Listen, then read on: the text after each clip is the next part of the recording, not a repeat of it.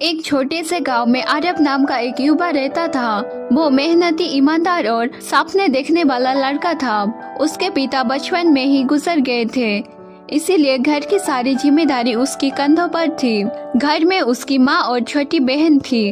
आरब पढ़ाई में भी अच्छा था, लेकिन परिवार की परिस्थितियों के कारण उसे नौकरी करके घर चलाना पड़ता था। आरब की जिंदगी में एक बात हमेशा खटकती थी, मेरी जिंदगी में हमेशा अच्छा क्यों नहीं होता। हर बार जब वो कोई सपना देखता, कहीं न कहीं परिस्थिति आकर उसे तोड़ देती। लेकिन उसकी माँ हमेशा एक बात कहती थी, बेटा जो जाता है अच्छे के लिए जाता है, भगवान कभी गलत नहीं करते।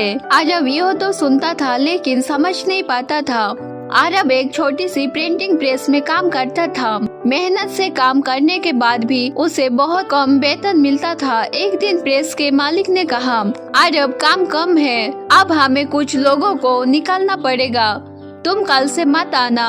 आरब को लगा जैसे उसके पैर तले जमीन खिसक गई हो। घर जाते वक्त वह बहुत दुखी था। उसे लग रहा था कि जिंदगी उसके साथ हमेशा अन्याय करती थी। घर पहुंचकर उसने माँ को बताया। उम्मीद कर रहा था कि माँ परेशान होगी, पर माँ मुस्कुराई और बोली, मत दुखी हो बेटा, जो जाता है अच्छे के लिए जाता है, भगवान ने कुछ अच्छा लिखा होगा। अरब ने गुस्से में कहा, माँ नौकरी चली गई है, इसमें अच्छा क्या है। माँ ने बस इतना कहा, समय बताएगा।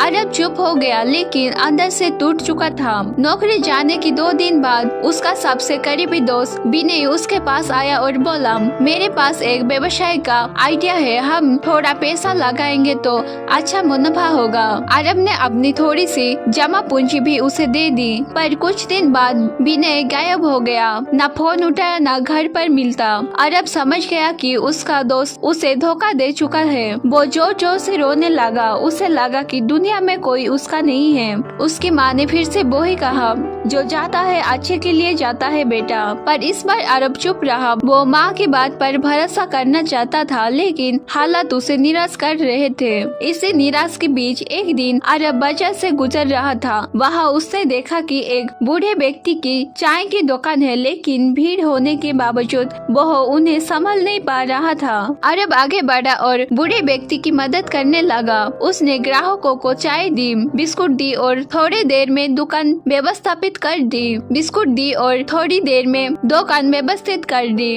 बूढ़े व्यक्ति ने पूछा, बेटा तुम क्या करते हो? अरब ने दुखी मन से कहा, अंकल अभी तो कुछ नहीं। अंकल बोले, अगर चाहते तो मेरे साथ काम कर लो, मैं अकेले नहीं संभल पाता।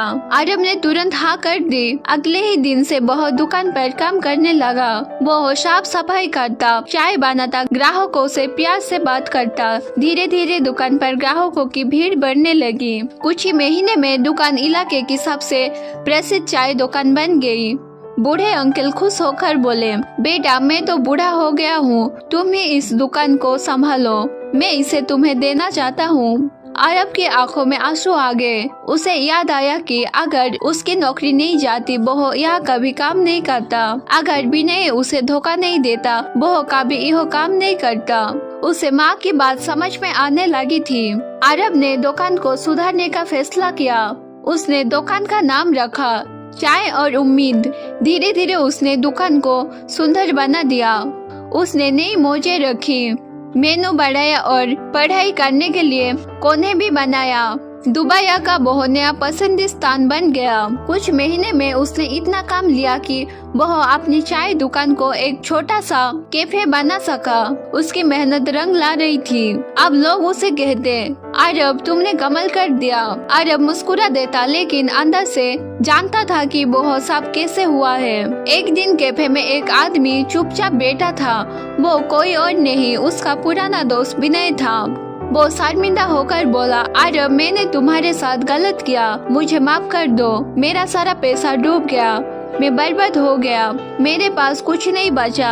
अरब पहले तो दुखी हुआ, लेकिन फिर शांत होकर बोला, विनय अगर तुमने मुझे धोखा नहीं दिया होता तो शायद मैं कभी ये सब नहीं कर पाता। तुम्हारे जाने से ही मुझे ये रास्ता मिला। विनय रो पड़ा। अरब ने उसे माफ कर दिया। उस दिन उसे पूरी तरह समझ में आया कि हर घटना का एक मकसद होता है। शाम को घर पहुंचकर अरब ने माँ को गले लगाया और बोला, माँ आज मुझे आपकी बात समझ आई, जो जाता है सच में अच्छे के लिए जाता है।